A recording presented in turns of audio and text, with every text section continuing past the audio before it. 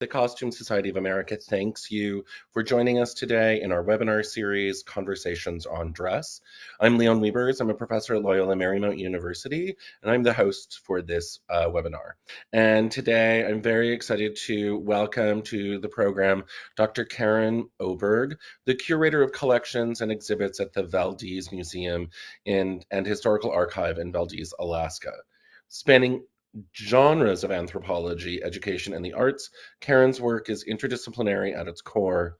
The interplay of objects, people, and memory in particular has fascinated her throughout her career and continues to be a focal point. Through her work with the Valdez Museum in Alaska, she explores concepts such as the community dialogue that exists with place, how clothing tells our stories, how history's relationship with the present and the future are intertwined, and much more. Caren earned a BA in anthropology from American University in 1997, a master's in arts and teaching in museum education from George Washington University in 1999, and after a 15 career in museum education and visitor studies, a doctorate from the University of Minnesota in 2021.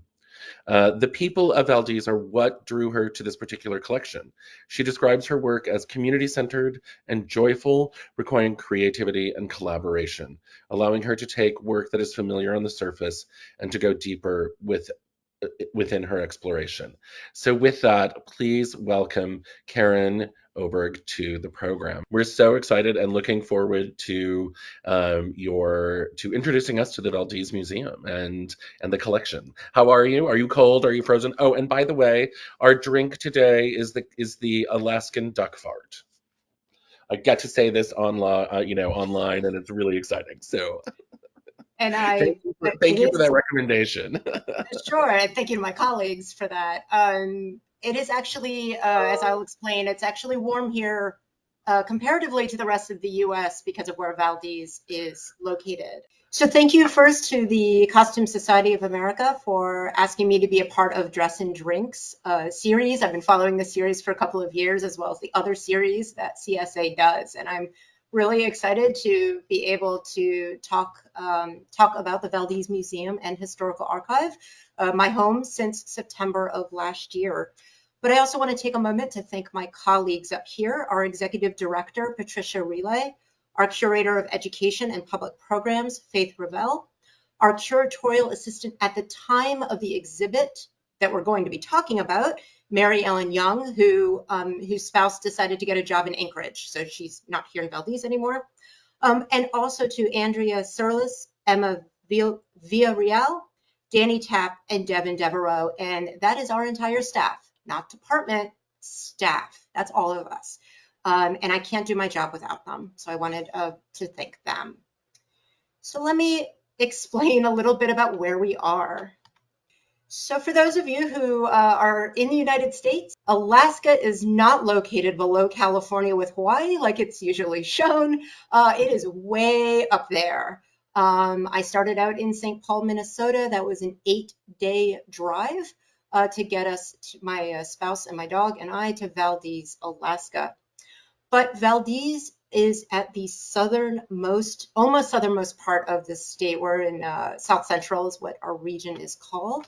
And because we're this far south here in Prince William Sound, because we're this far south, we are actually in the northernmost ice-free port for the United States.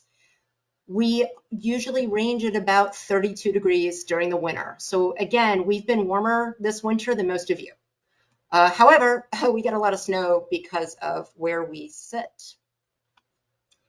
And so I wanted to explain not only where Valdez is, but our remoteness.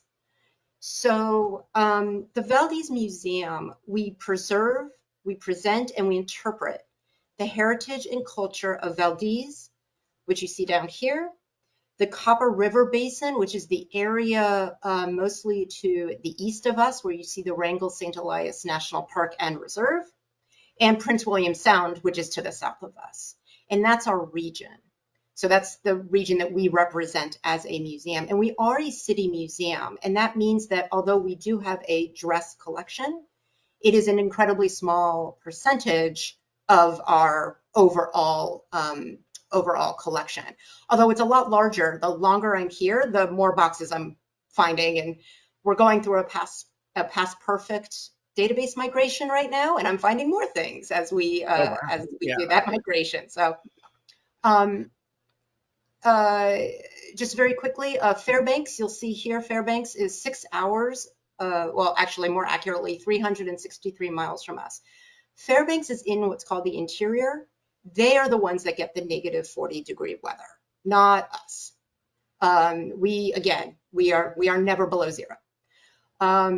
But what I do want to point out is, so Fairbanks is that far, and Valdez and Fairbanks have had a long historical connection, which is why I wanted to also show you this map. Connection or rivalry? In this case, connection. Although now so I think a lot of what you're going to ask me, I'm going to answer with the answer followed by, I better check with my colleagues. Again, I've only been here since September. And so most everything I say is followed by, let me double check. One of the reasons that I was drawn to this job is because nobody leaves this museum. I'm the newest person in 9 years. My predecessor was here for 16. People want to work here. We have a really wonderful staff. But because of that, when you're brand new, you are learning everything and you really are a little bit afraid to say the wrong thing. So I'll just kind of go with that. So this is our main museum. Also gives you an idea of what Valdez looks like. We are, like many people, like many organizations, in this case, we're one museum, 2 buildings. This is our main museum. And the blue warehouse here is called the Annex. I work in the Annex. So I've got this, my lunchtime is I go outside, I go to that dock, and I've got sea otters and ravens and birds and people, and we're all on the dock eating lunch. The difference between the Annex and main museum is about 3 blocks, which most of the time is walkable, except when it's not like today, where we've got rain on top of ice, so we drive. Yeah, that's a stunning view. That's amazing. Thank you. I actually took this picture. That never happens, where I actually get a decent picture out of my phone. I've never been interested in photography until I moved to Valdez, and now all I do is take pictures. This is actually from our visitor center. This is on top of the hill there. So, okay. So let me give you a quick history of the museum. We were actually established. The museum was established in 1901 by a prospector, Joseph Bork. If you go to our website, you'll see our logo. It has Joseph on there. Who put together a small exhibit of curiosities that was displayed in various Valdez buildings until 1964. And these objects form our core collection. In 1964, we among the rest of Alaska, had the Alaska earthquake. We'll talk about that in a little bit. That resulted in Old Town Valdez needing to literally pick up and move. Talk about that in a bit. And so therefore, the main building, or the Centennial building that I just showed you, this one was built in 1967. And then, like many museums, went through different stages of being an institution. And finally, in 1999, no, I lie. In 1997, we became the Valdez Museum and Historical Archive. Today, our museum programs and exhibits are carried out in approximately 12,000 square feet. And that includes both, I believe that includes both the Valdez Museum as well as my building. And in collections, our policy is geographically, again, is Prince William Sound, Valdez, and the Copper River Valley area, but it also can include other areas of Alaska as well. We recognize the historic role of Valdez as an economic, political, and cultural development of the interior of Alaska. Again, that's our relationship with Fairbanks. With regard to our Native Alaska cultures, and by the way, that is the preferred term up here. It is Native Alaska, not Indigenous or Native American. Native Alaska cultures interpretation focuses on a number of our cultural groups in this region. and may extend as far east as Catalia and west to the tip of the Alaska Peninsula. Right now, we are working on decolonization and what that means for our museum. And again, is an area that I am still trying to fully understand myself. The exhibition space for temporary exhibitions like the one I'm going to be talking about today is 300 square feet with 60 linear space of usable wall space. It is also a multi-purpose area. And so that's another part of the collaboration that we do here, is to make sure that the exhibits go up and there's still room to have all of our wonderful educational programs, and that a lot of times it is our educational programs that are bringing people in to see the exhibit. And so I see these really as, sorry, you can't see my hands. I see these as really joint things. So I did want to talk just briefly about another reason for our flexibility and collaboration is our remoteness. We are, I just heard this phrase the other day, we are remote but accessible. That means we have a road, which most of Alaska doesn't. So Valdez has a road, it's called the Richardson Highway. It was built actually in the 1920s or so. It went up to Glen Allen and then connected to go up to Fairbanks. That road, because we are also the end of the pipeline, that road it's passable 365 days of the year. Just because it's passable doesn't mean people like me want to be on it. And so, but it is, however, it is usable, unlike most of Alaska where it is only by boat or by airplane. Right. So Valdez is considered sort of the big city. We have 4,000 people. All of the rest of the towns you see on here until you reach Palmer are smaller than that. Our nearest gas station during the winter is Glen Allen at the north part of the map. That is 2 hours away. That is at mile 112. We're at mile 0. Sorry, we're at mile 0. They're at mile 112. Palmer, which is the suburb of Anchorage, that is 4 hours and 26 minutes away. I have never done it that fast. It is usually about 5.5 to 6 hours. You're driving through a national park. It is gorgeous. But if you think in terms of what we have available to us and what we have available to us in terms of building an exhibition, you want labels printed, it's done in Anchorage, which is an hour outside of Palmer, as you can see on the map. Wow. I wanted to get a new spray glue, spray mount, Palmer, or you order it online. We are, or I should say my colleagues are phenomenally creative. So when I arrived in September, we actually had a hole in the exhibition, in our temporary exhibitions calendar. So Patricia and Faith were really supportive in me using the exhibition I had designed on a very, very small scale as part of my interview process to put into a larger scale to put into our exhibition. So I arrived September 12th, and this went up on October 28th, I think is how fast it went up. Wow. I would not recommend doing that. And I've got lots of things I would change. So it is called 300 Inches, Clothing and the Stories of Valdez. That 300 inches is both obviously a sewing term, but is based on our average snowfall here in Valdez. We clear snow very well here. This t-shirt is one of my favorite objects thus far in the museum, or in the collection. Valdez, Alaska, 1964 Good Friday, the largest USA earthquake at 8.4 on the Richter scale, or 9.2. There seems to be 2 different scales, as well as also on Good Friday for 1989, the largest USA oil spill, which is the Exxon Valdez, for those of you who were alive at the time. Valdez, Alaska, all of these things, and still kicking. There's something about the simplicity of this design being able to inform so much in this design. And we can talk about it a little bit more later. I actually have it. I'll hold it up and show it. But one of just my favorite pieces from a design perspective. That's a great t-shirt. So the way I wanted to set up this exhibition, again, had to be done very quickly.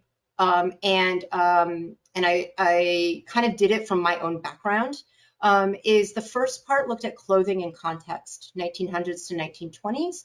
And I'm not going to go into what these objects are because we're going to talk about them in a moment. The second looked at commemoration and connection, 1950 to 1989. That 1964 earthquake is in there, and 1989 marks the Exxon Valdez. Yeah. The last being 1970s and into the 2000s, culture and design. And so this ended up being a linear exhibition, even though I kept fighting I kept fighting that. I didn't want it to be a linear historical exhibition, and it became a linear historical exhibition. It's just sort of what happens. Um, As that's they all one do. angle. Yeah, it's one angle of the exhibition, and it also includes our elutic headdress, and that was made in 2003. That's part of our newer part of our collection. So you can kind of see from this what um, I wanted to come up with a way to be able to show clothing. And I don't know, can you see? Yes, you can kind of see it on the edge there. You can see a jacket up in your upper left-hand corner here. And the t-shirts are hanging on hooks, and we have mannequins here. Um, finding mannequins back in May of 2021 that we would have enough for the exhibit part of CSA 2021 St. Paul, Minneapolis was hard enough. We are extremely limited on mannequins here. Having said that, I walked into our local clothing shop, the Prospectors, the Prospector Outfitters, they have everything for us, said what I'm doing, and they handed me a mannequin and said, here, just bring it back in October or in January when things are done. Again, the town also is extremely Awesome. supportive. And that Awesome. was a big change from begging and pleading back in St. Paul. So you'll see that what I've done is I've actually used hangers, and we've hung them from hooks that are used for a quilting exhibit from a number of years ago, and that's how we were able to hang up a lot of things. Our mannequins are mannequins that we have here, and we also just used pedestals and things to be able to show as much as we could in the exhibition. So starting again, historically, we go back to some of our oldest things. We do have this men's wedding suit from 1913, William Whalen. The Whalen family is one of the oldest families here. We have a lot of things. We have a Whalen collection, a lot of things from him. This suit is a three-piece suit, although it's not open. You can't see the vest. And as we were deinstalling, I was looking closer at the buttons, and frankly, the buttons look too modern. So now I need to go down a track of why do all these buttons look too modern? Also, they all match, and for a suit that's from 1913, that seems a little odd to me. Like maybe one would have fallen off, maybe not. Again, being so new means that every time you pick something up, you go look in your files, and it makes you think, yeah, so I want to go deeper on that.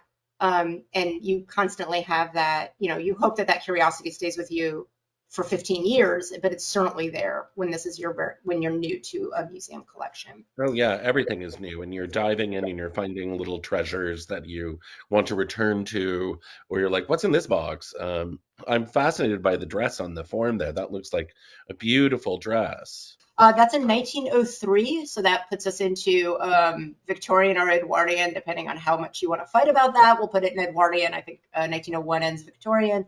And that is owned by Amanda Wolff, WULFF, part of the Wolff family, another family in town. It is, although the Amanda herself never lived here, her brother did, and his family. He had a child, if I have all of this correct, he had a child, Lillian Amanda Wolff. The doll you see there belonged to Lillian. The doll we have because I wanted to be able to show not only the clothing that was worn, but also how clothing can be shown in other contexts. So we have a doll, you can see pictures on the back wall there. And historically, or not historically, but curatorially, how we, either as curators or as visitors to the exhibit, can learn about a time period by looking at the clothing, even if the clothing's on a doll or in miniature form. And what you can't see is she actually has a little vest. There's a little purple velvet right there. She came with little socks. She comes with a little Oh, corset. sweet. Like there's all these little tiny details that the doll comes with. that's also laid out. And then there's also a photograph there of Lillian herself. So we received the blue dress in 1989, and received it along with lovely letters from the donors. It's her great grandniece, and a lot of lovely letters that explained who Amanda was, coming up to Valdez to visit her brother and family. We don't know if she wore this dress specifically when she came to Valdez, but she certainly came up here from California, actually. And we have lovely letters, not letters. We have information from Janie, the grandniece, about her grand aunt coming up. Oh, there's our doll close up. Her eyes do close when you lay her down, which is spooky. But you can see a little bit of that velvet. There's that fur on that velvet there. And then actually you can see the owner of the doll, Lillian's, in the background here. So this next one is another one of my favorite pieces thus far that I've encountered here. This is called Our Winter Wardrobe. It is a sketch of what we wear in winter. Our winter wardrobe was made in 1927-ish by Sammy Gallagher Darnell. And she writes a book about coming of age in the Copper River Valley. She lives well into her 90s, and so she writes this book at the end of the 20th century. Her sister comes up to Valdez, meets a man.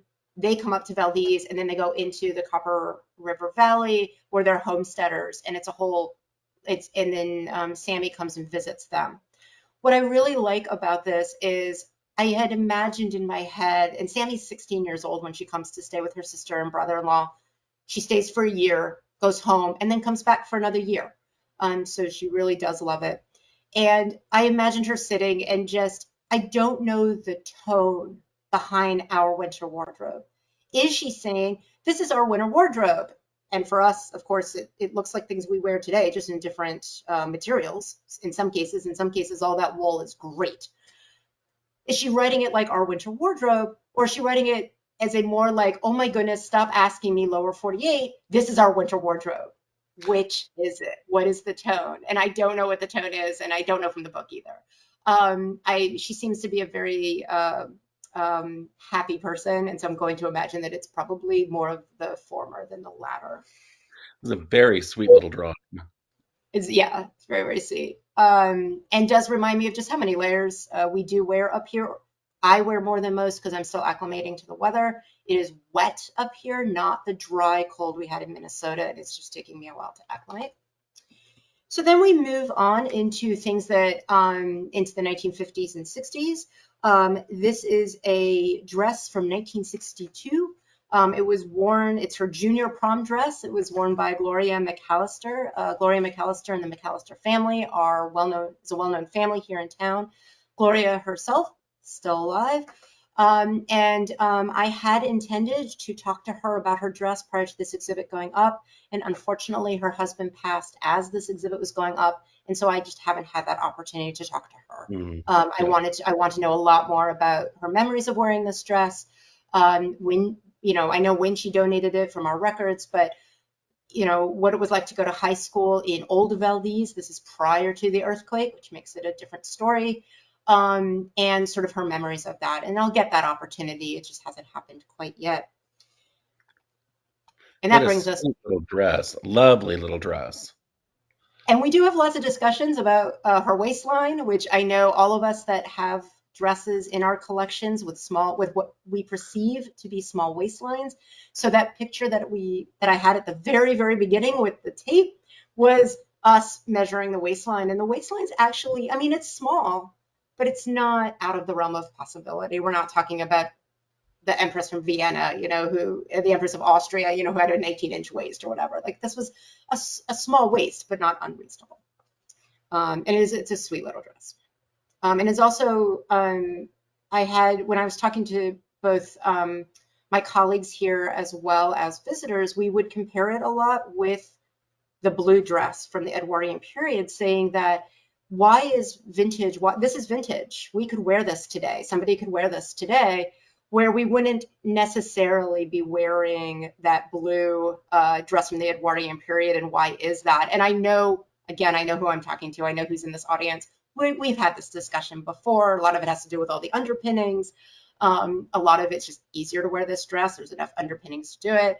But it is a question I often have as to what we've declared vintage and what we've declared not vintage. And I just haven't had a chance. I know there's a lot published out there. I Oh, just haven't had a chance to dig into the publications. So if y'all want to send it my way, I don't have time right now either, but I'll make time to do that. that's a great, interesting question. Okay, so now we get to the earthquake. Um, the earthquake happened in March 27th, 1964.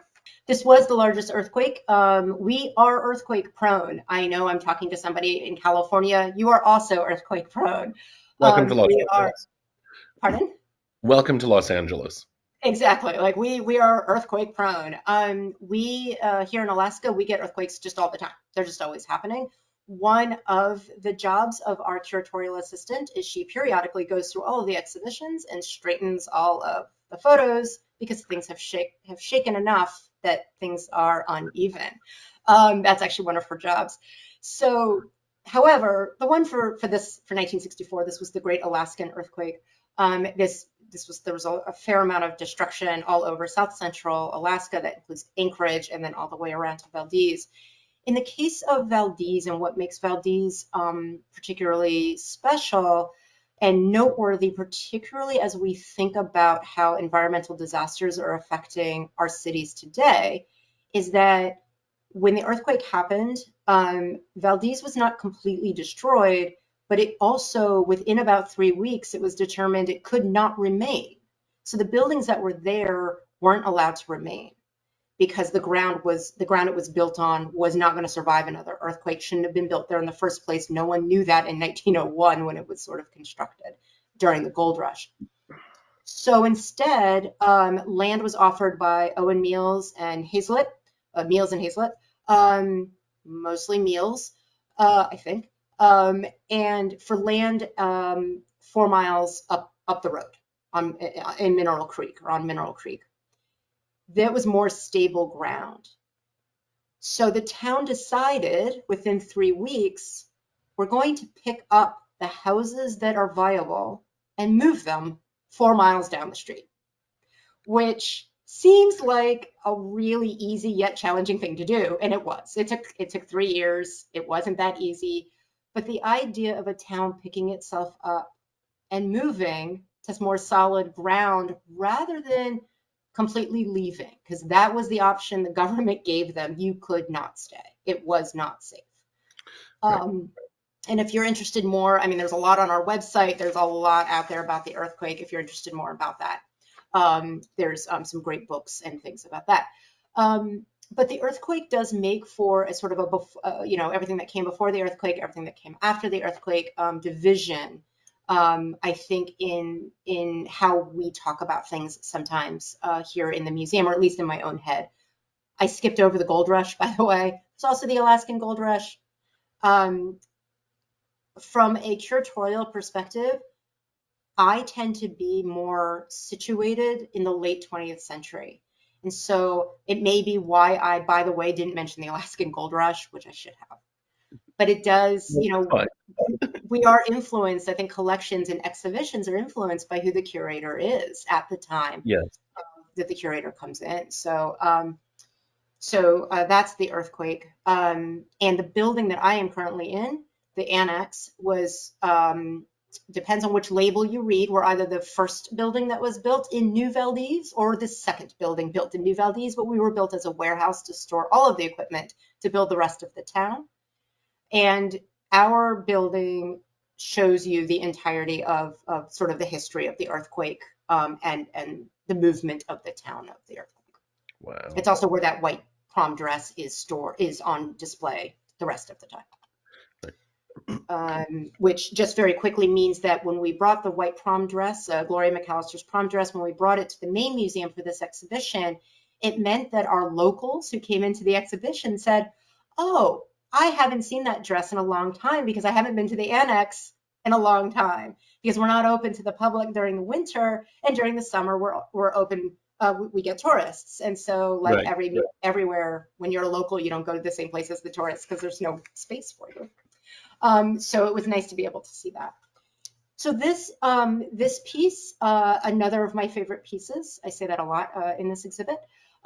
This piece is the one that you saw earlier that was stretched out on a rod. Yeah, So tell me, this looks really fascinating. What is this? this is a yellow rubber jacket.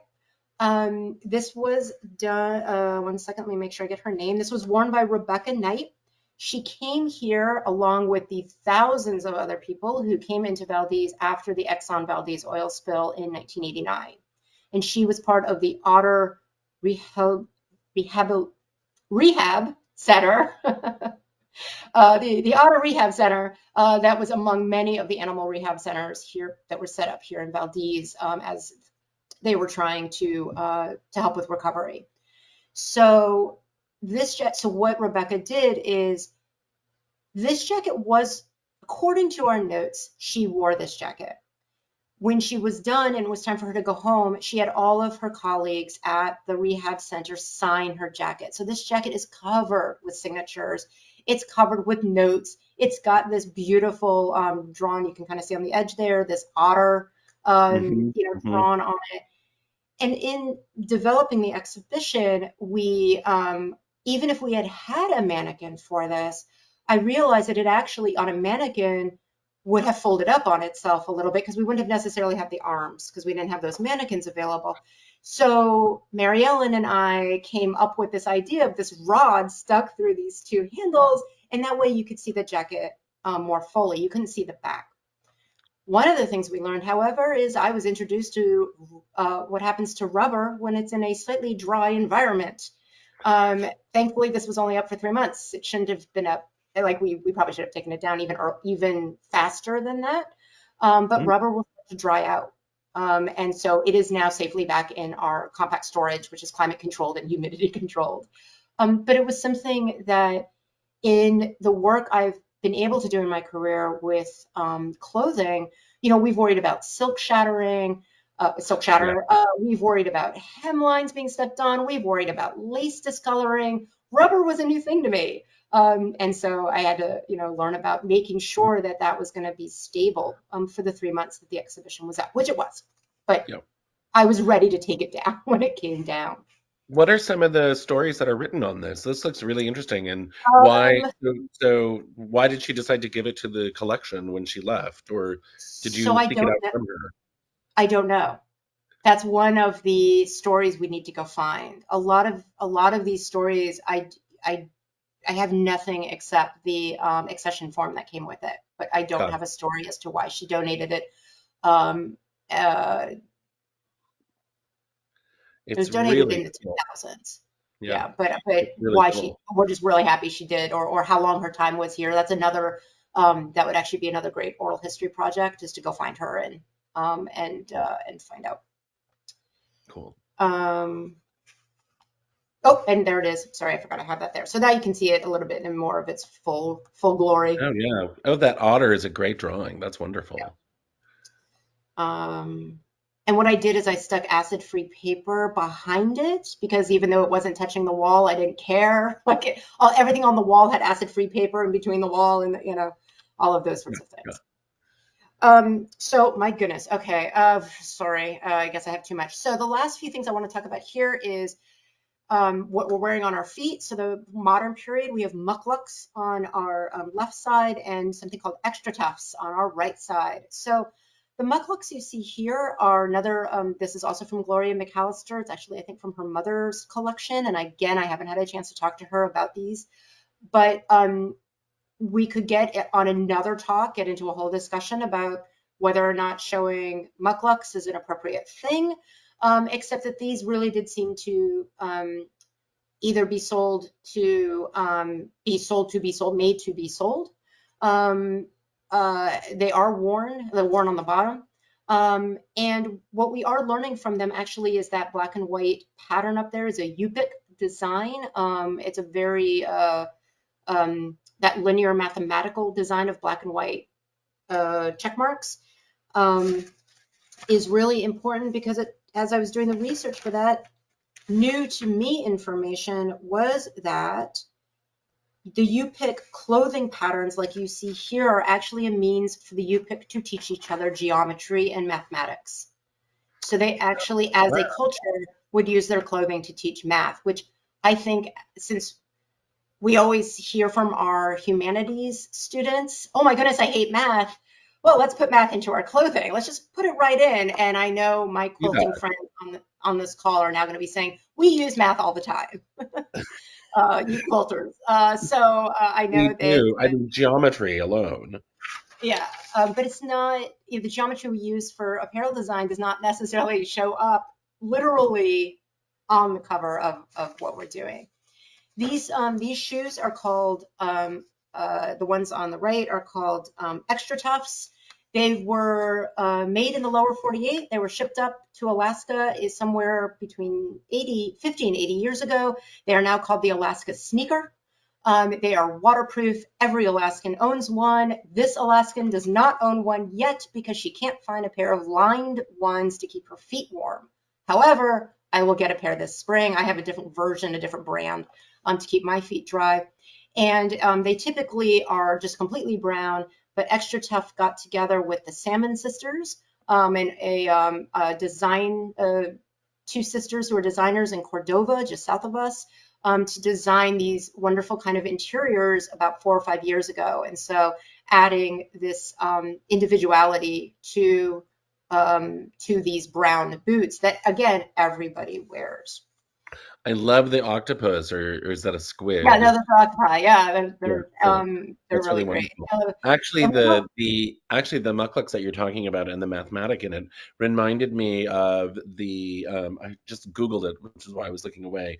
Um, Recently, I don't know if I'm pronouncing this, the Kipu of the Andean knot culture. So when you're talking about mathematics, so this was it reminded me of the Kipu knotting system, in which was an archival community record that was recently deciphered by, I think, a student at MIT or Harvard or something like that.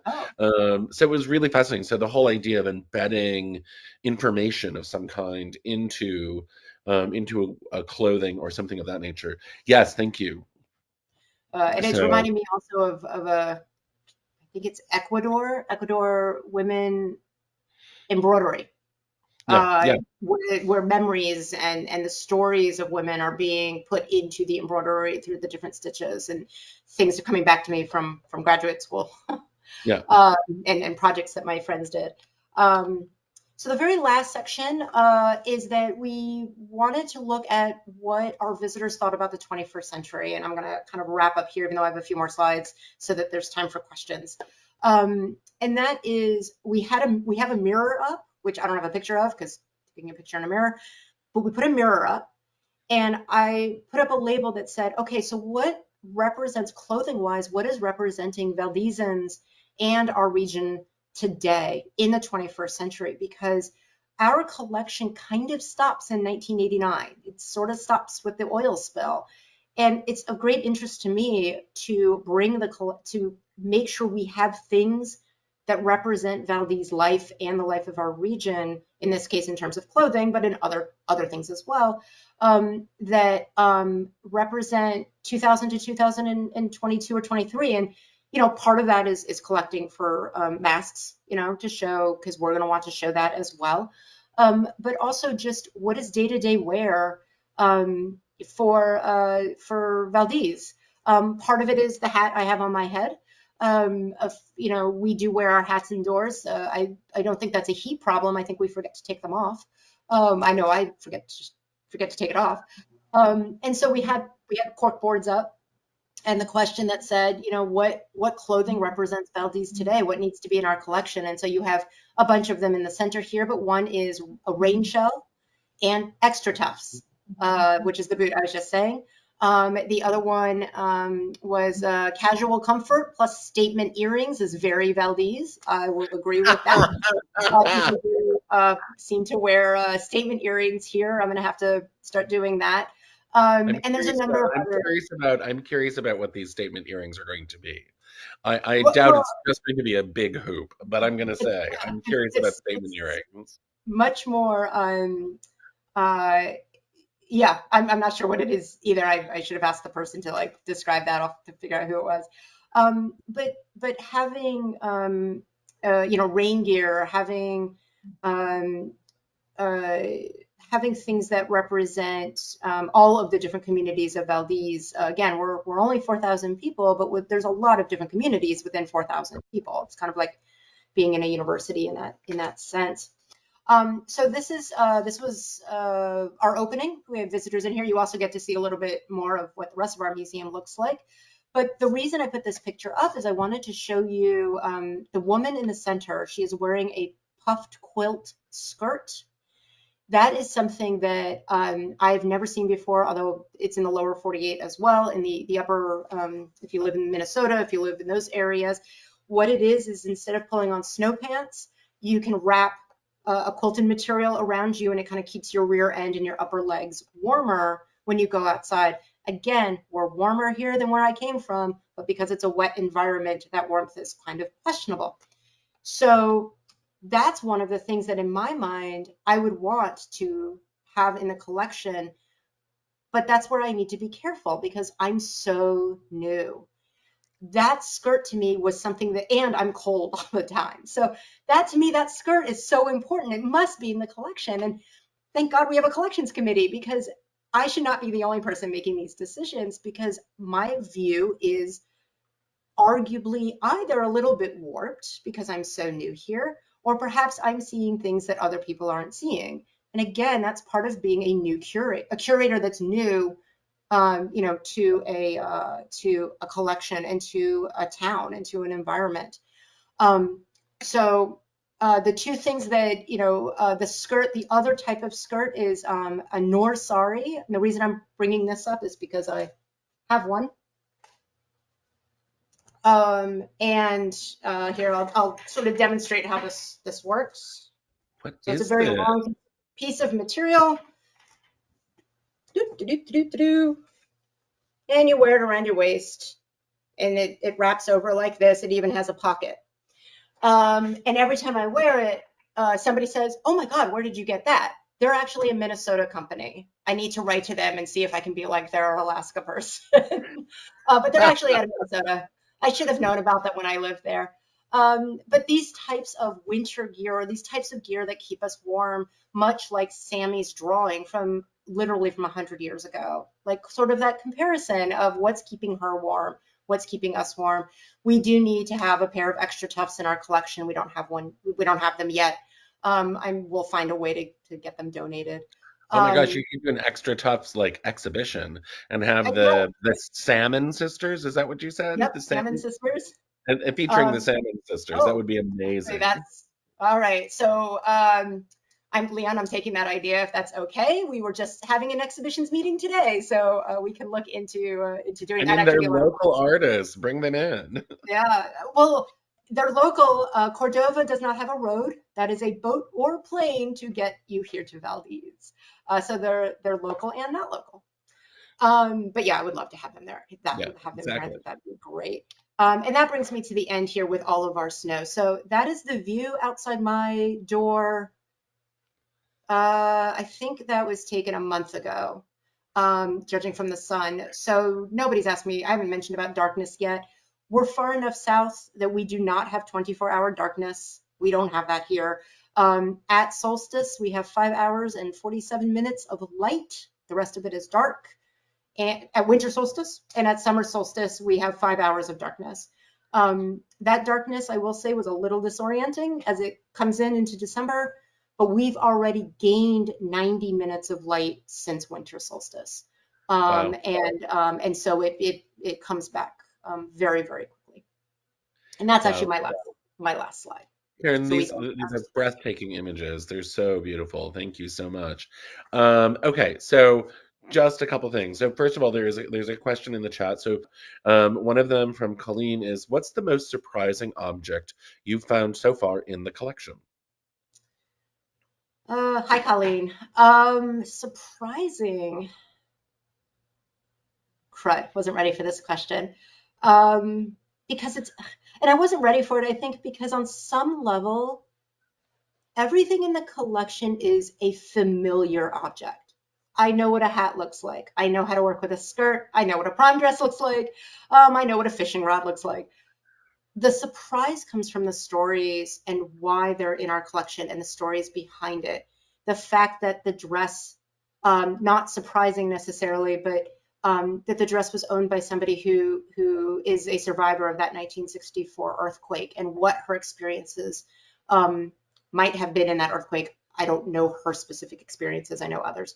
And the move of the town. So I find that really surprising. I find that the town moved really surprising. I mean, I already knew that before I got here. It's one of the reasons I wanted to come.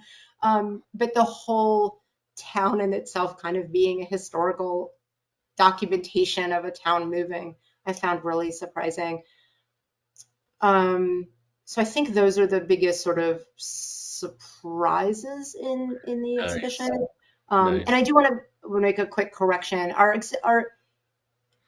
I said that our collection kind of stops in 1989 with the oil spill. That is not correct. It goes into the 90s, and it goes into the 90s with winter sports. We have an incredible skiing, ice collection related to skiing, related to elite skiing, ice climbing, and all of our winter sports. And we do have things into the 90s for that. I just wanted to make sure. Wow. So I have a couple of questions. First of all, you talked about the multiple different kinds of communities within Valdez. So, and I'm sort of threading together, if I will, a few of the things that you've said in this really interesting presentation about Valdez. Like, how are you, you know, considering this decolonization effort that you're doing in terms of obviously those different communities you're talking about are not always white, I would assume. So how are you bringing together some of the Native Alaskan work that is going on or historically that has happened, and those communities into the museum in that way? How are you engaging that? So that's actually a much better question for our curator of education and public programming, Faith Ravel, who is on this call, but I don't know how to bring her in Oh, to the call. Faith and my predecessor, Andrew Goldstein, who did a phenomenal job. He was here for 16 years and just left this place in a great place for someone like me to just kind of to step in. Um, Faith and Andrew have been, and Patty, our executive director, the three of them have been working with our Native Alaskan communities for a very long time. And they've built up relationships with the EAC community, who is in Cordova, the Valdez tribal. It's not just a tribe, it's a tribal association corporation. We have tribal corporations up here. I'm still trying to figure uh-huh. this all out. They've been working very closely with the Valdez Tribal Corporation. We actually, our previous board president who just ended her term is from the Valdez Tribal Corporation. That beaded headdress that I pointed out, that's from a Rasmussen Arts Acquisition Initiative, which is a statewide initiative to bring in modern, 21st century Native Alaskan art to museums. And so we were able to bring in art in that way. But they've all been working extremely hard over many, many years to build relationships so that we can really do the decolonization correctly. Um, and, Awesome. and, you know, and we're actually looking, kind of continuing towards that. Hi, Faith. Hey, I'm Faith, just going to welcome. bring you in. We're going rogue in the new year, so welcome, Faith. Thank you. Um, I'm clearly I've been out in the woods. I still am. I don't know if you want to add to that, Faith, because it is a really good question, and I don't want to. You've all have done so much work prior to my getting here that I didn't know if you wanted to add.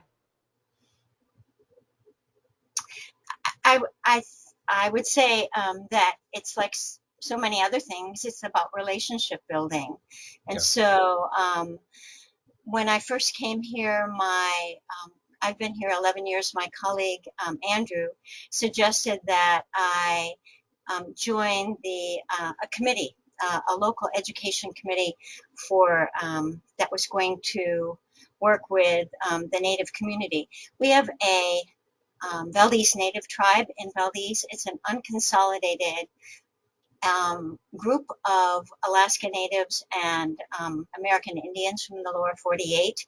And it's not federally recognized, but they're working on that. Oh, And great. so early on, I was part of a committee that would gather on a regular basis. And that group was had people from the Valdez community and then also from a larger community in the state that was from Chugachmu Incorporated. So those were largely people of Alutiiq or Sugpiaq descent. And so over a course of many years,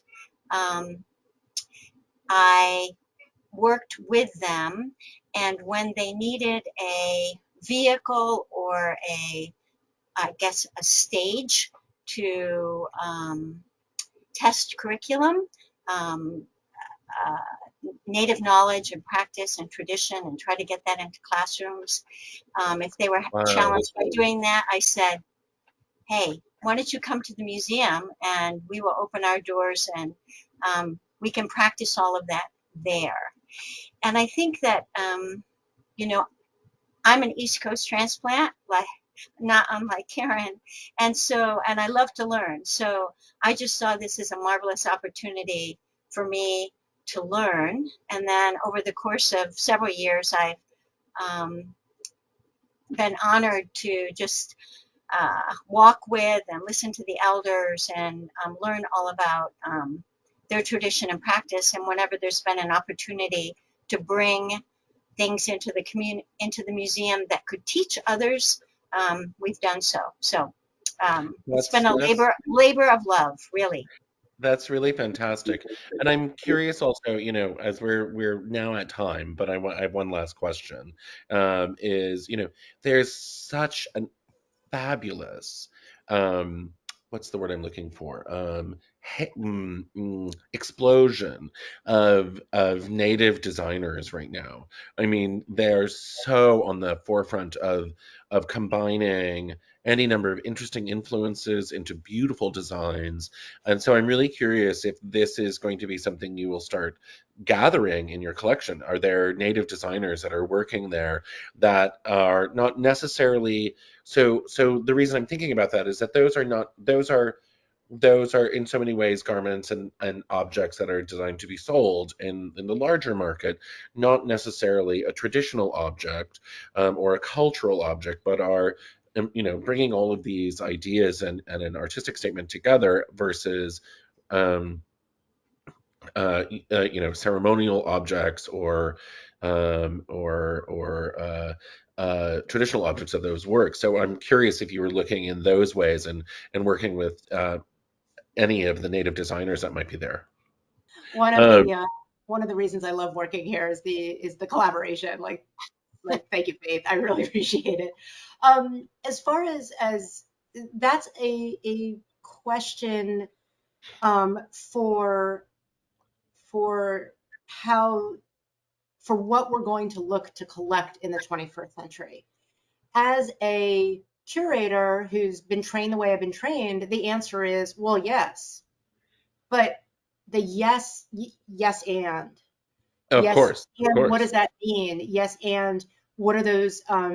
Uh, uh, just because the Valdez Museum wants that stuff and it wants it doesn't mean anyone wants to give it to us. Like, that's it's I don't want to fall into the Western mindset of we want this, please give it to us. It is a relationship of we want to make room for this because it's a part of the community. I hope you see yourselves as part of this collection in a way that makes you want to donate things into the Or collection. or You the know, museum actively commits funds to acquire those things right, in which ways. but even if we have those funds, people still want there still has to be agency, and I don't want to step on that agency. I think is kind of the way I'm thinking about it. And so the yes and, of course we want to do that. And how can we continue these relationships that Faith and Andrew built and Patty built so that we can have this representation in our collection? Yeah. So awesome. Thank you so much for this, and thank you everyone for coming. I want to, for all of you attending, thank you all so much. Caren, it has been lovely to chat with you and to see your collection. Thank you so much. It was really, really wonderful.